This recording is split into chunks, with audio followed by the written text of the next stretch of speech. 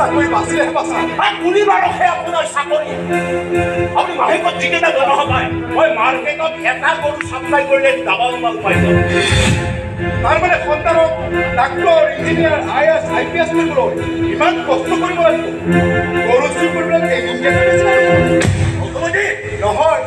মানে এটা জাৰ্চি গৰু দামতকৈ ডাক্তৰ ইঞ্জিনিয়াৰৰ দৰমহাটো কম এইবোৰ বাদ দিয়ক ৰূপক বিচাৰিও দিয়ক বন্দুকৰ সৈতে তাক এৰেষ্ট কৰি জেইলত সোমাই দিয়ক তেতিয়াতো এৰেষ্ট আপোনাকো কৰিব লাগিব কাৰণ ৰূপাই লৈ যোৱা বন্দুকটো আপোনাৰে চোৰাং সম্পত্তি নহয় জানো তেতিয়াহ'লে মোৰ ষ্টাইলত মোক কাম কৰিবলৈ দিয়ক আৰু আপোনাৰ এই পুলিচী চকুত তাত জপাই পশুপতি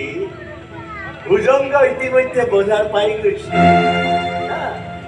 আজি ৰাতিৰ ভিতৰতে সেই মাছৰ দোকানবোৰ ভাঙি চিঙি জ্বলাই দিয়া হ'ব আৰু কাইলৈৰ পৰাই তাত এই ভানু প্ৰতাপ চলিহাৰ মালিকানাধীন বজাৰ চলিব গুটিৰ ঘৰত খেলিব এই ভানু প্ৰতাপে গুটিৰ ঘৰত বজাৰ আপোনাৰ হাতলৈ যাব যেতিয়া তাত থকা পুঠি মাছবোৰ নিশ্চয় ৰৌ মাছ হৈ যাব অংক মোৰ সেইটোৱে এটা পশুপতি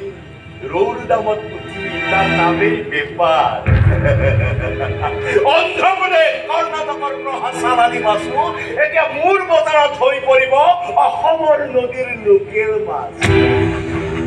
আপোনাৰ বজাৰত আগতকৈ দামটো দুগুণ বাঢ়িব আৰু দাম বাঢ়িলে গ্ৰাহকৰ গালি মনত ৰাখিব গালি পাৰিব গালিটো চৰকাৰকে পাৰিব না বিৰোধী দলে দুদিনমান হাল্লা কৰিব টিভি বাতৰি কাকতত দুটামান নিউজ ওলাব ফেচবুকত খোলাব বুলি গালি পৰা মানুহগিৰি ঘৈণীয়েকবোৰে আকৌ মোৰে ভেজাল মাছেৰে নতুন নতুন ৰেচিপি বনাই ইউটিউব চেনেল খুলি লাইক কমেণ্ট ওলাব কিন্তু আমাক কোনে কি ক্ষতিটো কৰিব এইবোৰ কথা চৰকাৰে শুনে কি ক'ব আপোনালোক গেলা চালানী মাছৰ দৰে ভেজাল চৰকাৰী সেৱকবোৰ আছে তেতিয়া চৰকাৰে কি কৰিব উপায়টো নাই উপায় এটা উলিয়াব লাগে